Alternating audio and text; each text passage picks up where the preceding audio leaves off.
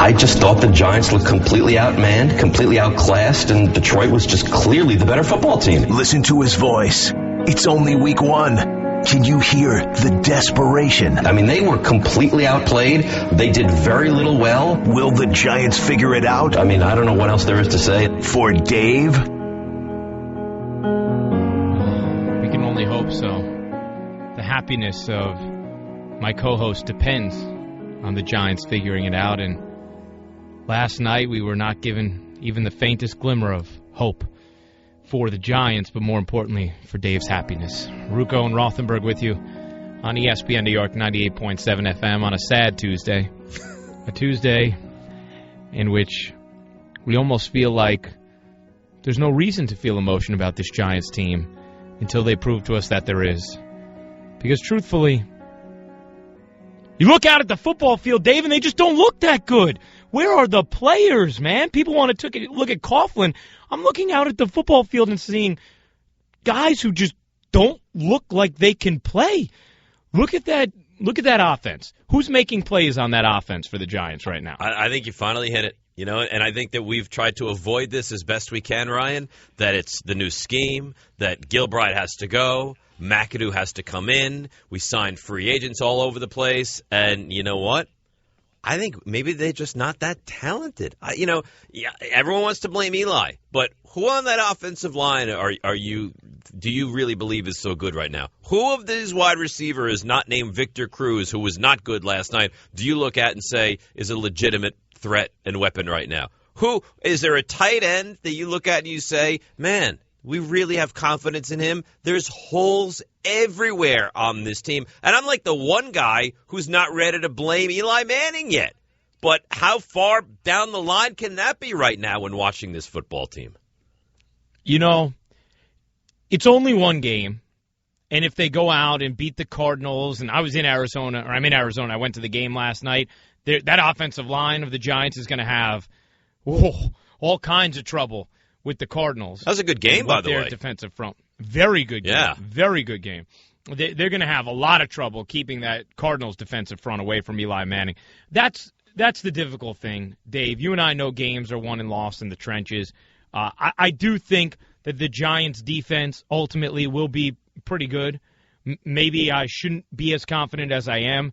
I think that Megatron, can make even the best corner look awful. It's concerning to me how many breakdowns there were defensively last night, because there were serious third down conversions where a receiver was not within 10 yards of any defensive backs. That's how open that the Lions were getting on those crucial situations, and Ryan, not just Calvin Johnson. When the other team has to throw the football on 3rd and 9s or 3rd and 12s or 3rd and 17 like they converted, and you don't get anywhere near the quarterback, think of it on the Giants' standpoint. If the Giants get into a 3rd and 13, does Eli have any time to throw the football when you know he's going to? Not at all.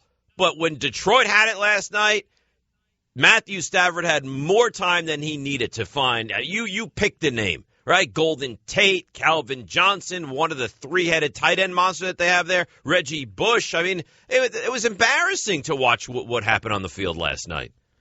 Yeah, there wasn't a spark, there wasn't life, and I'll go back to the emotions I felt. I was watching the Giants, and I wasn't feeling connected because I was watching a team that I thought, you know what, there isn't really reason for me to have expectations for them.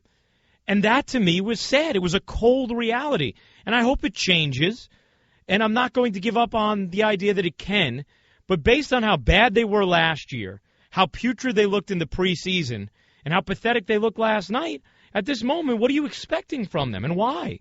And Victor Cruz, Ruben Randall, you're supposed to feel good about that wide receiver combo, 4 catches, 25 yards. But more than anything, it's the offensive line. And it comes back to one critical decision that I never understood and I still don't. And it was making Will Beatty your money-locked-up left tackle, because he never impressed me. And that is such a crucial position on a football team. And he's not good at it. He is not a good left tackle. And the rest of the offensive line, we used to just say, well, you can plug in whoever. They change a guy here or there. Somebody would go down and somebody else would step up. And you felt okay about it because it seemed like Pat Flaherty would get them all to work.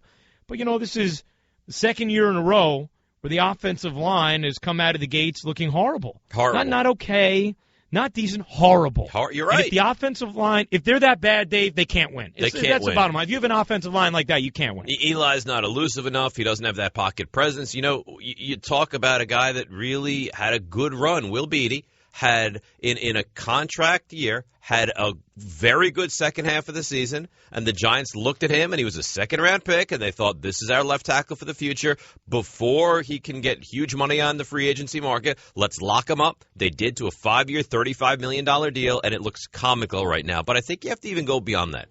And everyone wants to blame Tom Coughlin and the coaching staff, and it's bad, and there's all these problems. I really think you have to look at the drafts over the last 4, 5, 6 years and see second, third, fourth-round selections that are no longer on this team. Marvin Austin. Now, David Wilson is a different situation, but there are so many of these guys that you look at the good teams and they draft well in those mid-rounds. The Giants haven't done that in years now, Ryan. No, they haven't. Giants fans, you tell us, what is the appropriate level of sadness, depression, whatever emotion you want to clarify us with after this loss on Monday night that just seemed like an extension of a depressing preseason? At 1-800-919-3776 on the Lexus of Route 10 hotline, 1-800-919-3776. Big Norm and Dobbs Ferry, you get it started, Big Norm. Yeah, Dave, Ryan, listen, they are not a good team. And the blame has to go to the personnel, to Reese. Reese picked us a bunch of bums. The Super Bowl guys, a lot of them were from Corsi. But he did a decent job, but they're not a good team. And Dave, you're going to have a long year, so you better get some medication or do something. You're going to have a long year, buddy. Right, you can't take it that serious, man. I wish I did, Norm. I wish I did. Can you help me? Can you give me some advice? No, you know what, Dave, though? I don't want you to wish that you didn't. I don't want that. And thanks for the call, Big Norm, because there's something beautiful about feeling that connection, feeling alive because of your team. I want to feel that with this Giants group. I want to believe they can be good so that when they lose, I'm upset. But right now, it's like, if you watch a 6-year-old play basketball against a 10-year-old, you're not going to emote when the 6-year-old loses because they're supposed to. Right now, that's how I feel watching the New York Giants. I feel like I'm watching, a football team in the MAC play in the NFL. Well, what am I going to expect? And that, to me, depresses me more than the fact that they're actually losing. So they've kind of sucked the life out of you is what you're saying. A little bit. In one week, the Giants have sucked the life out of you? No, it's an extension of last year and the preseason as well.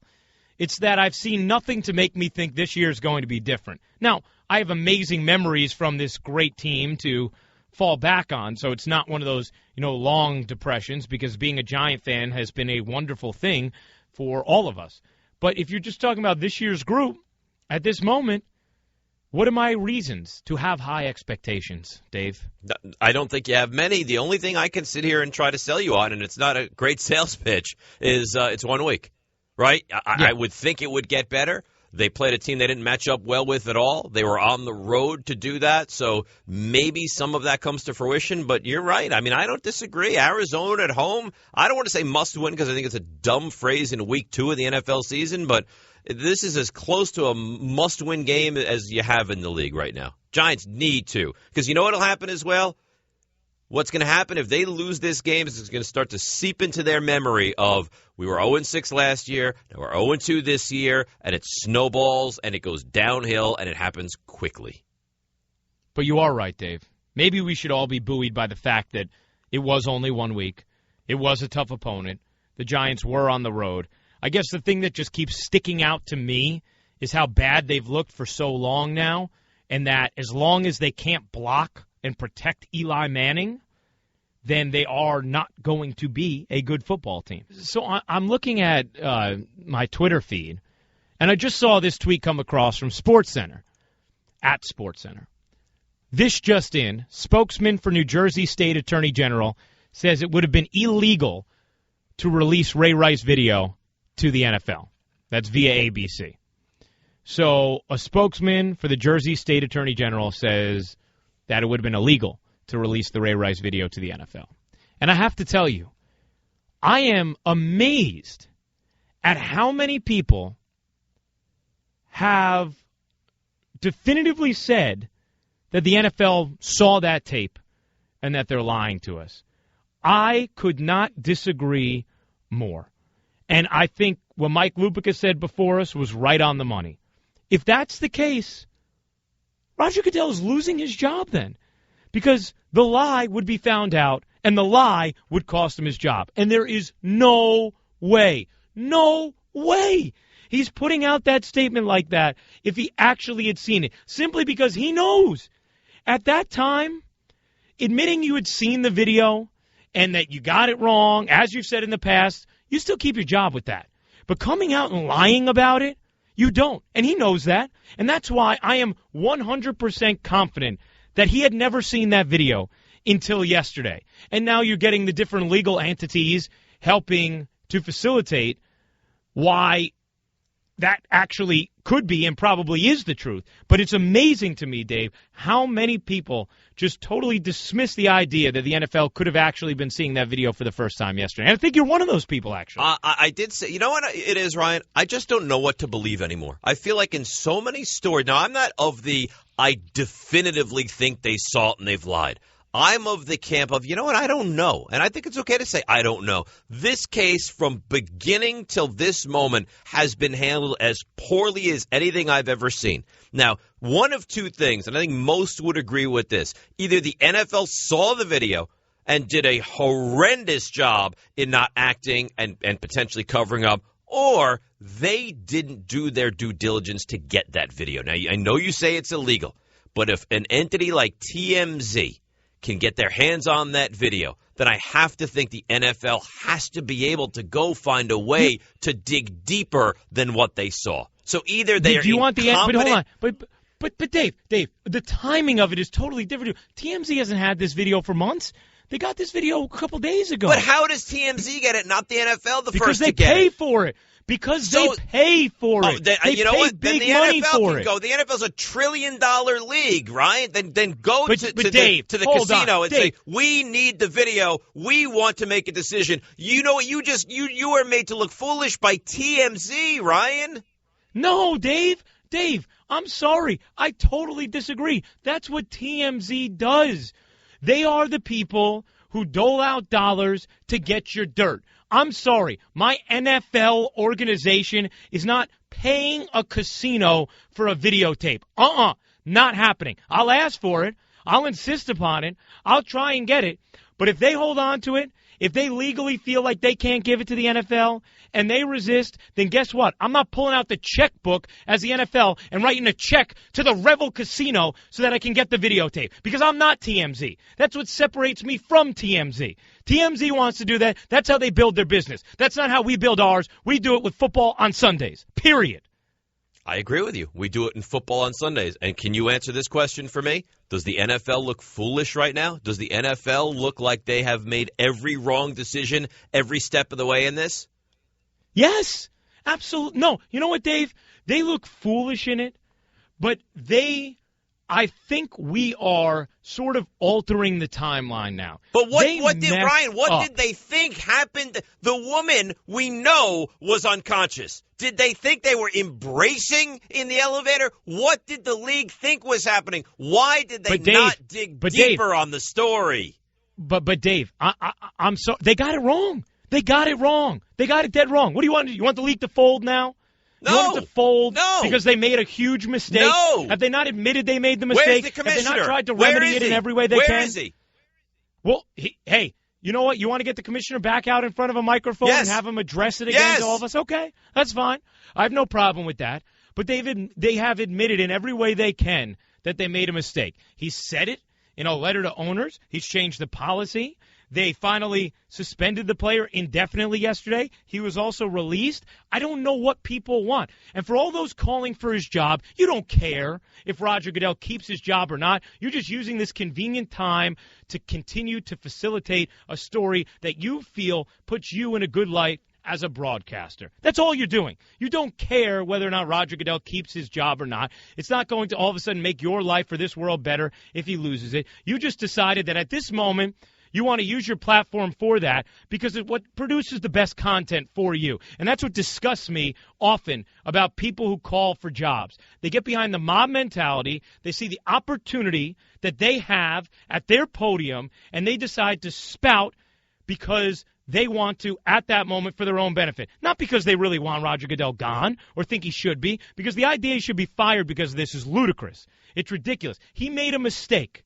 He made a bad mistake. And yes, it would be in his best interest to get in front of the microphone and verbalize that to us rather than us have to read it in a letter to owners. But everybody who wants further bloodshed, who wants to see everybody's jobs go because of this, doesn't really care if those people lose their jobs or not. They don't care.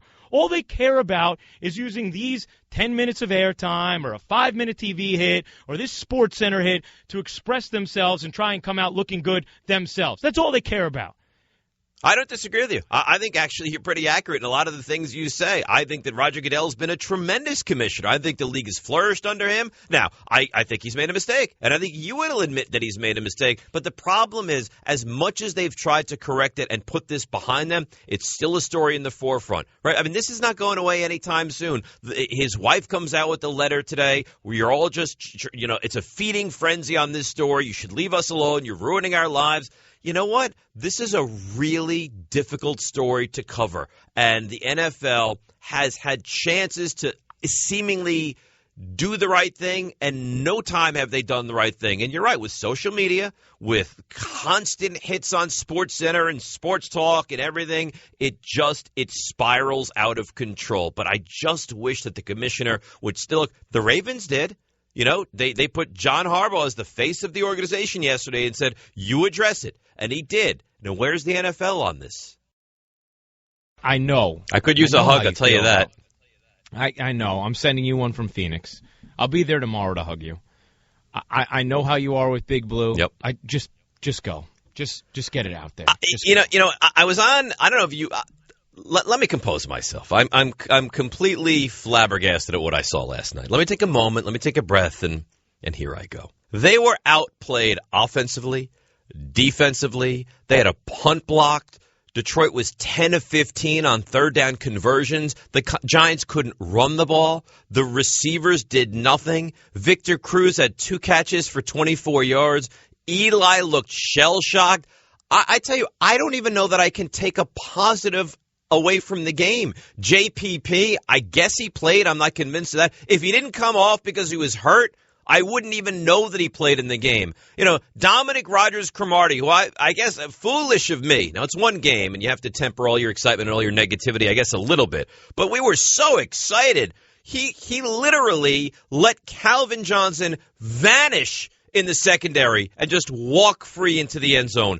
To start the season like that, after all the concerns that we've had for so long, Ryan, that really hurt last night. You know what was weird about it to me, Dave? I was watching it, and normally I feel a certain way when I'm watching Giants football, right? I feel excited. I feel invested. I feel like them winning or losing is going to determine whether or not I am happy or sad the rest of the day. Whether or not I am going to bed with that, oh my gosh, my team just won a great big game high, or I'm going to bed with the feeling in my stomach. But yesterday, I felt neither. You know why? No. Because it felt like last year to me. Because it felt like I was watching a team that went 0-6 to start the season, and then every game from there forth pretty much just didn't matter. And so I could watch because it's my team, but I wasn't watching with anything at stake. And that's what you do when you're watching a team that you have no expectations for. I mean, that's what Mets fans have done for the last 5 or 6 or 7 seasons. That is what Royals fans have done for 20 years up until this year. You watch the games.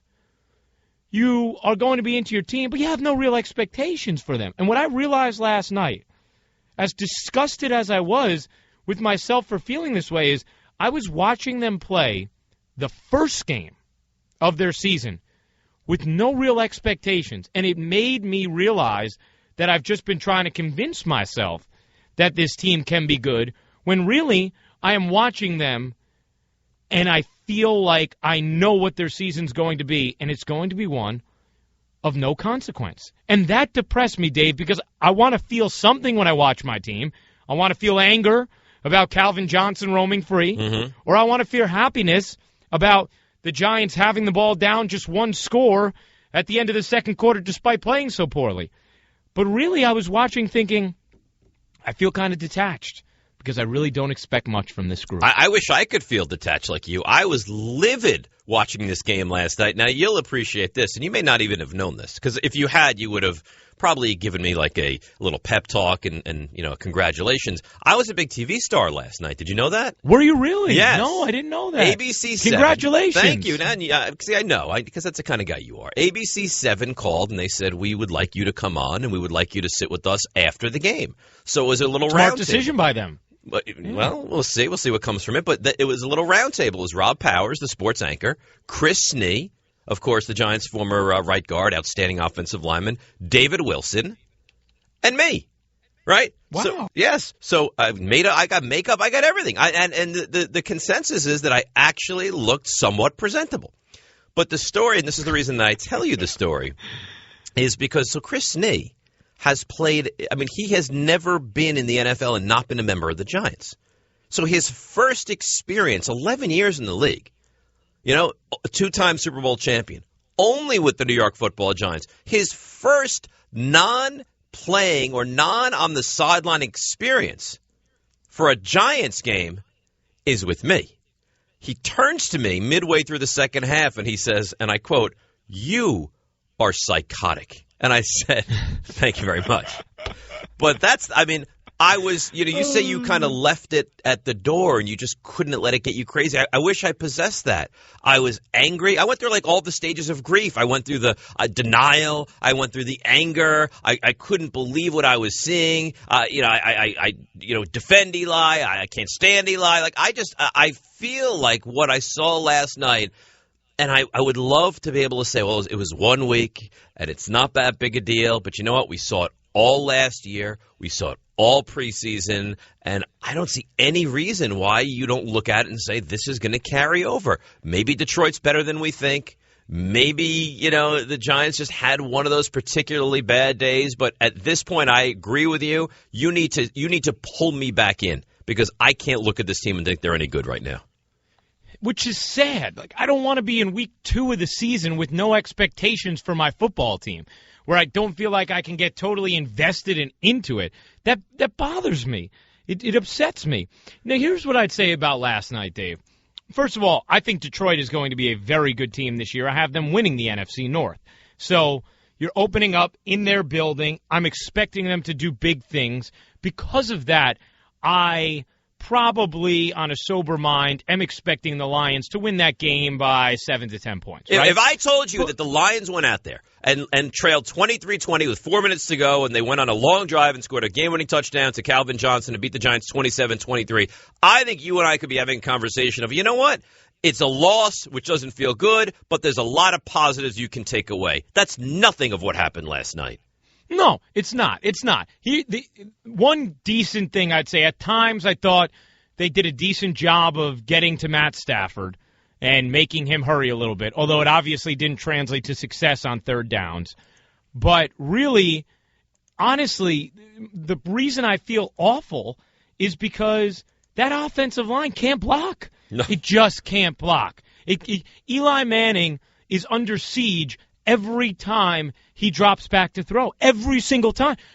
Dave, you tell me, how many times last night did you feel like Eli Manning had a good few seconds to drop back, survey, and really step into a throw? You could probably count him on one hand. You could probably count him on one hand. Yes. And that's why my concerns are met with very low expectations for this team. Hello there, Coach. How are you today? I'm doing well, my friend. Week 2 in the National Football League, as they say.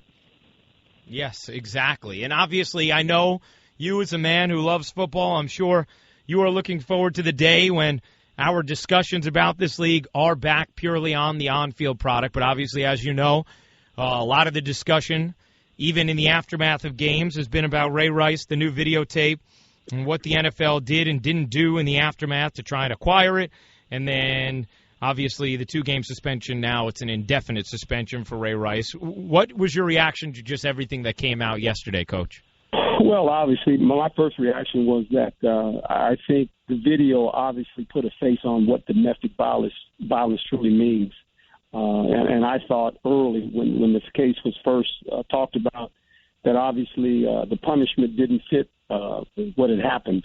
And now, all of a sudden, America's looking at what the domestic violence really looks at, and it's ugly. It's not pretty.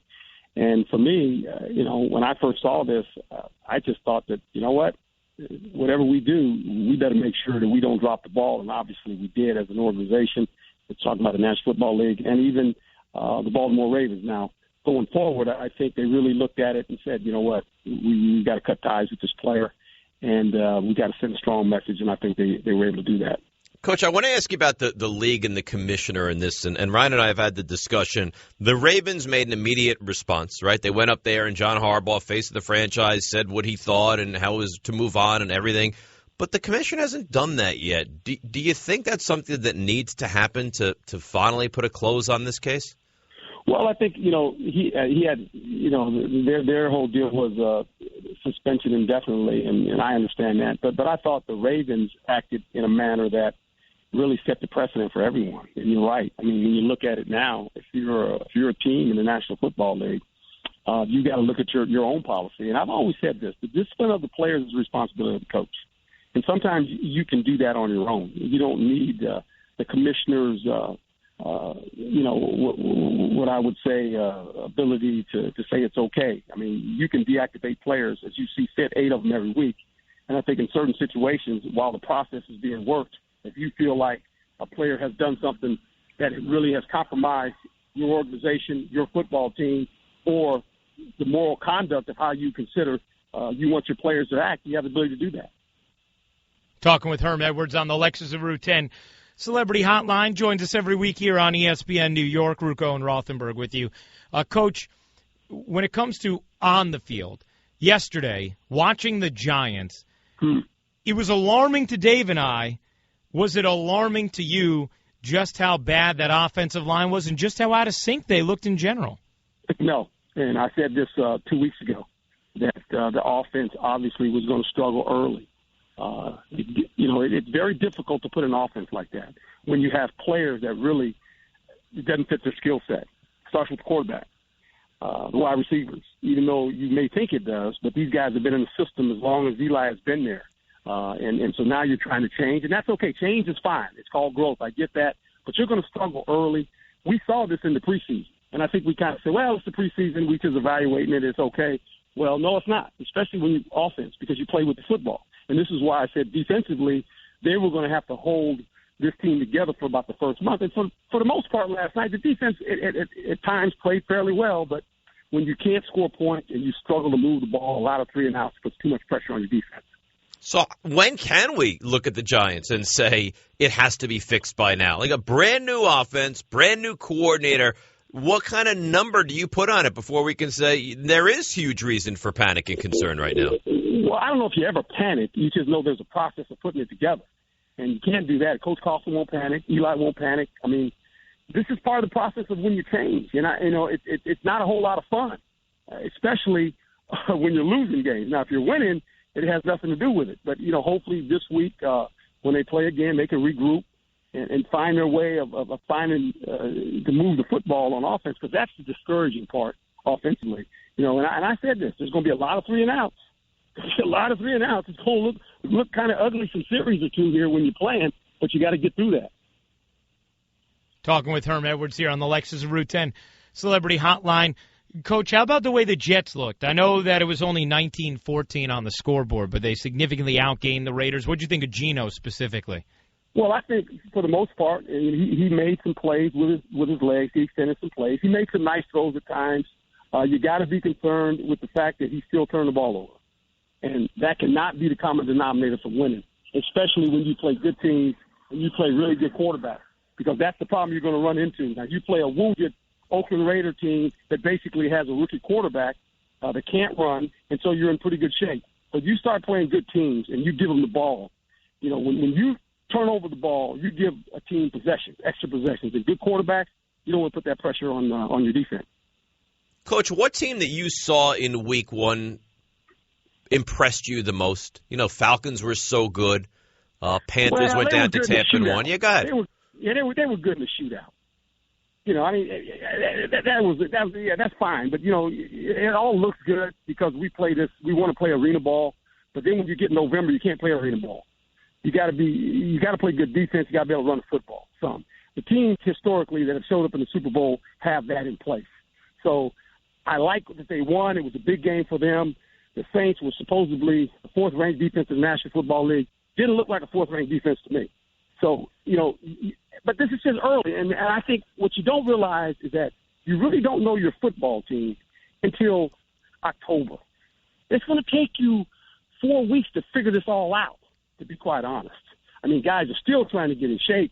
I mean, you have new players on your roster. You've lost some players. All these things, you have this great plan and expectations of who you want to be. By the end of September, you'll be defined. You will know what the player's strengths are, and then you might have to tweak what you want to look like. So, you know, I don't get all nervous about it. You didn't play good the first game. It didn't look good. You know, okay. I've been there, guys, as a head coach. I've seen it. I've seen it happen. I sat there 1-2, 1-3. They had the same team we had the last year. We come back and we're 1-3, and I'm scratching my head and going, okay, don't panic. We're not going to start firing players or firing coaches. We're going to just kind of stick to our plan. We might have to massage some things. So we don't know a whole lot yet. We know one thing. If you won, you can go 16-0. If you didn't win the first game, you got a chance to go 15-1. Good stuff, Coach. Always enjoyed chatting with you. We'll do it again next week. All right, man. Thank you.